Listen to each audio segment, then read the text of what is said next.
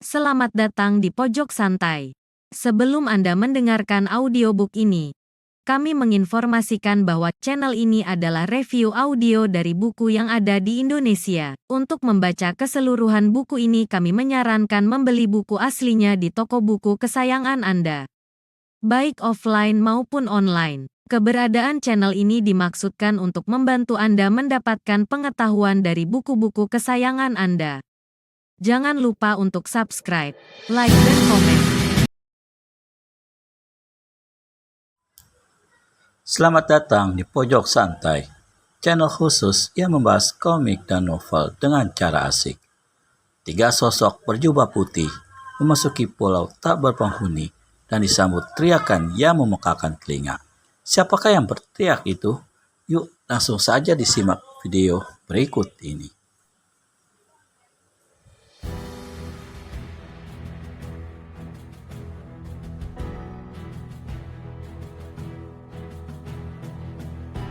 Perempuan berkerudung tertawa. Suara tawanya cukup merdu, tapi juga cukup menyeramkan. Hebat sekali kalau begitu, katanya dengan nada mengejek. Tapi kau kesasar datang ke sini, orang-orang tua.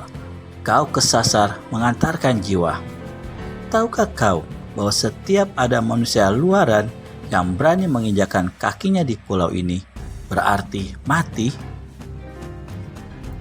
Sekarang, lekas beritahu nama kalian agar setan-setan penghuni pulau lebih cepat mengenal calon-calon kawannya. Penghinaan perempuan berkerudung itu sudah melewati batas. Tapi ketiga orang tua berjubah putih tetap berdiri dengan sabar, malah yang seorang menjawab. Aku Kiai Suhudillah dan 2 orang kawanku ini, Kiai Selawah dan Kiai Tanjung Laboh. Jadi kau Kiai Suhudillah. Aku tahu sudah apa maksud kedatanganmu bersama 2 kamratmu itu ke sini. Pasti untuk membalas dendam karena ayahku telah menghancurkan pesantrenmu beberapa waktu yang lampau. Jadi kami berhadapan dengan anak perempuan Raja Rencong dari utara, ujar Kiai Suhudillah. Sudah tahu, kenapa tidak lekas-lekas berlutut? Kiai Suhudillah tertawa dingin. Menurut ajaran agama kami, satu-satunya kepada siapa manusia berlutut ialah Tuhan, bukan manusia. Apalagi manusia macam kau, anak seorang durjana biang penyebab malapetaka dan bencana di 8 penjuru angin. Lekas panggil ayahmu. Tua bang, sial, kau tidak layak memerintahku, bentak perempuan berkerudung ungu. Jika demikian, berkata Kiai Selawah, harap dimaafkan kalau kami mungkin terpaksa memaksamu. Anak Raja Rencong dari utara berpaling pada Kiai Selawah. Mulutmu sombong, tapi kau bicara masih punya perasaan. Kelak kematianmu lebih mendingan daripada kawanmu yang satu ini. Dan dia menuding pada Kiai Suhudillah. Dan setelah memandang Kiai Suhudillah dengan sorot matanya, perempuan itu berkata, kedatanganmu ke sini pasti untuk balas dendam pada ayahku. Sebelum ayahku muncul, kunasihatkan agar kau cepat-cepat saja bunuh diri. Itu lebih baik bagimu orang tua. Air muka Kiai Suhudillah kelihatan merah. Bagaimanapun sabarnya seorang, lambat laun kesabarannya akan luntur juga. Hei perempuan, kesombongan dan kecongkakan ayahmu rupanya sudah kau wariskan selagi dia masih hidup. Kuharap kesombongan dan kecongkakan itu segera kau buang bila ayahmu meninggal. Tua bangka bermulut besar, kau berani menghina aku dan ayah, makan jariku ini. Perempuan berkerudung jentikan 5 jari tangan kirinya sekaligus. 5 sinar merah kekuningan menderu ke arah Kiai Suhudillah. Awas, pukulan kuku api, teriak Kiai Suhudillah memperingatkan kedua kawannya.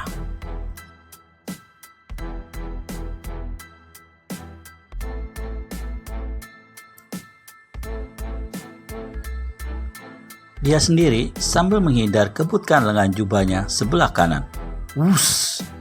Kyai Sudila pucat pasi parasnya.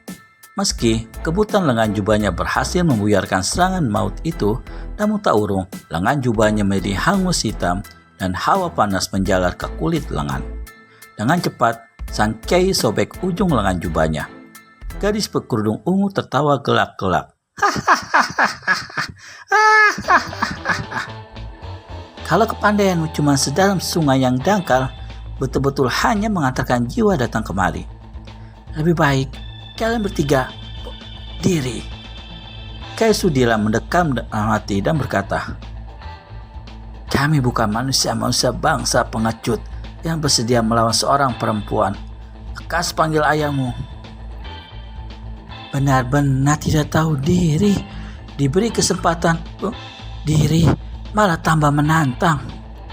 Bola-bola mata si gadis menyorot tajam dan sesaat kemudian tubuhnya berkelebat dan tahu-tahu sudah membagi serangan pada ketiga kiai dalam satu jurus bernama 3 ekor naga menggempur sang surya. Kembali ketiga kiai dikejutkan oleh kehebatan serangan ini. Cepat-cepat mereka menghindar dan setelah saling memberi isyarat, serentak maju untuk meringkus anak gadis Raja Rencong itu hidup-hidup. Namun mereka tertipu. Tidak semudah itu untuk menangkap hidup-hidup gadis yang sudah menguasai lebih dari setengah bagian dari ilmu silat ajaran ayahnya. Begitu ketiga kiai serempak maju, tubuh si gadis berkelebatan lenyap. Lalu terdengar suara lengkingan seperti lengkingan burung raksasa. Lubang-lubang telinga ketiga kiai terngiang sakit, dan dalam pada waktu itu satu tebasan tepi telapak tangan menderu sekaligus ke arah kepala mereka. Kyai Sudila dan kawan-kawan terpaksa bersurut undur untuk selamatkan kepala masing-masing. Mereka mengeluh, jika anaknya demikian hebatnya, tentu ayahnya bukan lawan enteng meskipun mereka bertiga. Kyai Sudila merenung cepat. Dia adalah seorang yang bermata tajam dan setiap bertempur selalu memperhatikan gerakan-gerakan yang dibuat lawan. Meski baru satu gerakan, namun dia telah dapat melihat sifat-sifat gerakan si gadis dan tahu di mana letak kelemahan ilmu silat lawan. Dengan cepat, Kyai Sudila berkata dengan ilmu menyusupkan suara pada kedua kiai lainnya. Kita serang dia dengan barisan 3 malaikat lenyap ke langit. Kyai Salawa dan Kyai Tanjung Labuh mengangguk tanda mengerti. Kyai Sudila mengedipkan matanya dan ketiganya pun kemudian menyerbu dari 3 jurusan.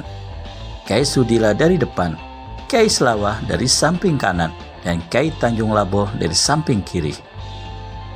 Ilmu silat spicisan macam apa yang hendak kalian obral di hadapanku? Ejek anak gadis Raja Rencong. Tubuhnya dibungkukkan sedikit, dan dengan mengadakan tumit, kaki kirinya laksana sebuah titiran, dia berputar dengan kaki kanan menderu ke arah ketiga penyerangnya. Yang sekali ini tidak mudah bagi gadis berkerudung ungu ini untuk memusnahkan serangan ketiga kiai itu.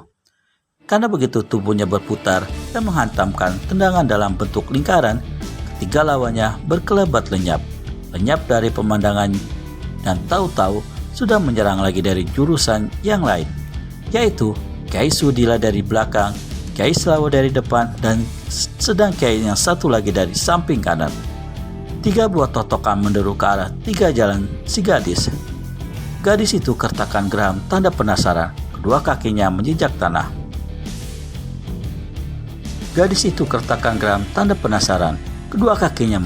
tanah. Didahului oleh satu lengkingan keras, dia melompat ke atas. Yap! Kaki kiri dihantamkan ke depan, menendang lengan Kyai Salawa. Kaki kanan ditendangkan seperti kuda menendang ke arah Kyai Sudila yang menyerang dari belakang. Sedang satu pukulan tangan kosong yang mendatangkan angin keras dihantamkan ke batok kepala Kyai Tanjung Labuh yang menotok dari samping. Karena tubuh si gadis berada di udara dan lebih tinggi dari ketiga lawannya, maka meski bagaimanapun hebatnya serangan para kiai, namun serangan balasan dari si gadis tidak akan berhasil mencelakakan mereka lebih dulu. Anak gadis Raja Rencong menyeringai di balik kerudungnya sewaktu melihat ketiga penyerang yang menarik pulang tangan masing-masing. Segera dia hendak susulkan dengan 3 serangan berantai yang menurutnya tidak pasti akan mengirim mereka ke pintu kematian. Dengan gelak mengejek, maka dia segera lancarkan 3 serangan berantai itu. Tapi hatinya menciut. Parasnya yang tersembunyi di balik kerudung berubah total. Peluh dingin mengucur di keningnya sewaktu entah bagaimana ketiga calon korbannya itu lenyap dari pemandangan dan tahu-tahu 3 pusat jalan darahnya terasa dingin. Sadarlah si gadis bahwa ketiga lawannya sebelum sempat dia menyerang telah lebih dulu mengirimkan totokan-totokan dari jurusan lain yang tak diduganya.